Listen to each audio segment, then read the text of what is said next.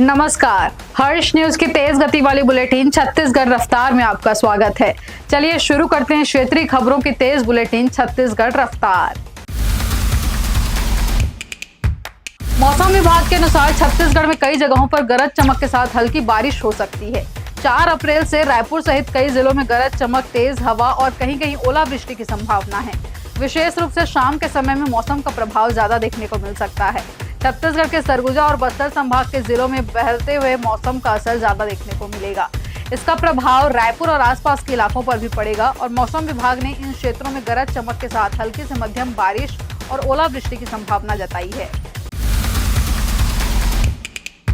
छत्तीसगढ़ के बस्तर संभाग में माओवादी विरोधी अभियान अब निर्णायक मोड़ पर पहुंचता दिखाई दे रहा है। सुरक्षा बलों ने पारंपरिक रणनीतियों से आगे बढ़ते हुए अत्याधुनिक तकनीक को हथियार बनाया है, जिसका असर अब जमीन पर साफ नजर आने लगा है।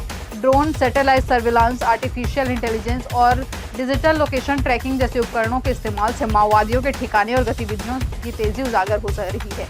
राज्य के उप मुख्यमंत्री और गृह मंत्री विजय शर्मा का कहना है कि इस रणनीति के चलते पिछले 2.5 सालों में 500 से ज्यादा माओवादी मारे गए हैं और आने वाले समय में यह अभियान और तेज किया जाएगा। गर्मी में यात्रियों की भीड़ को देखते हुए रेलवे ने हटिया लोकमान्य तिलक टर्मिनस रेल पर समर स्पेशल ट्रेन चलाने का निर्णय लिया है। यह ट्रेन दोनों दिशाओं में 9-9 फेरों के लिए संचालित होगी, जिससे यात्रियों को कंफर्म बर्थ मिलने में सुविधा होगी।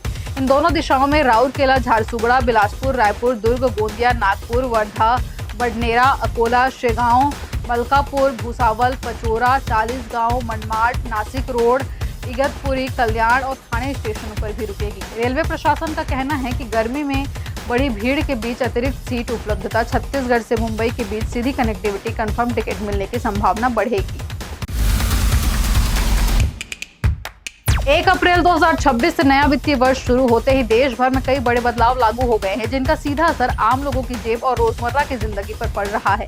नए टैक्स सिस्टम से लागू होने की प्रक्रिया टैक्स बदल गई है। वहीं हाईवे पर सफर करना अब महंगा हो गया है, क्योंकि टोल दरों तक बढ़ोतरी की गई है। इस बीच छत्तीसगढ़ में राहत और बदलाव दोनों साथ नजर आ रहे हैं। राज्य में प्रॉपर्टी की रजिस्ट्री सस्ती हो गई है और राशन दुकानों में अब 3 महीने का चावल एक साथ मिलेगा।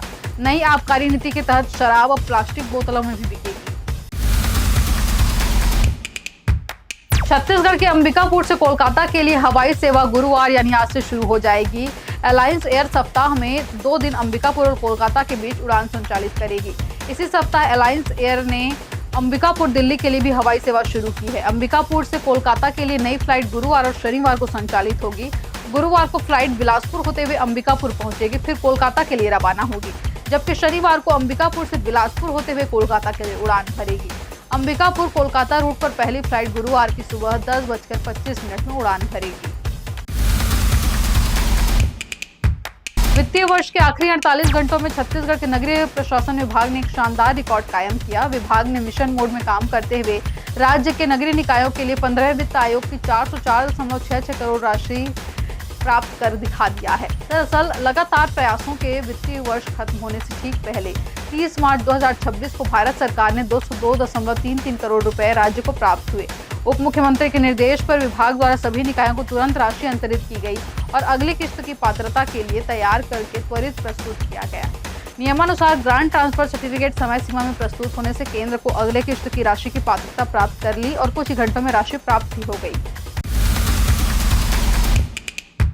सामाजिक सुरक्षा योजना के तहत मिलने वाली पेंशन महीनों से रुकी होने और हितग्राहियों को न मिलने पर शहर जिला कांग्रेस कमेटी ने कलेक्ट्रेट का घेराव कर दिया और जोरदार प्रदर्शन किया।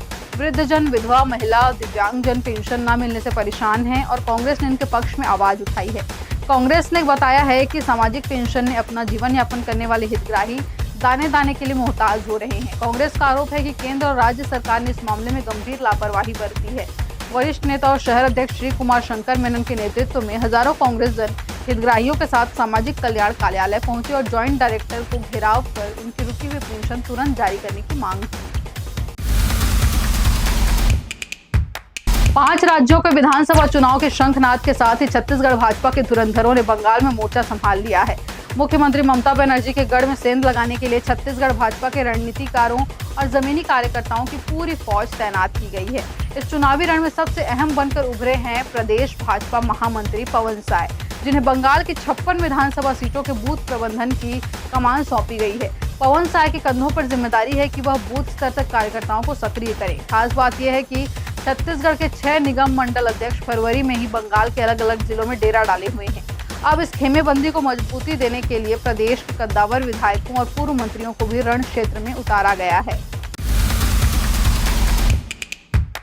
छत्तीसगढ़ रफ्तार की आज की बुलेटिन में फिलहाल इतना ही। अपने आसपास की खबरों से जुड़े रहने के लिए बने रहें हर्ष न्यूज के साथ। नमस्कार।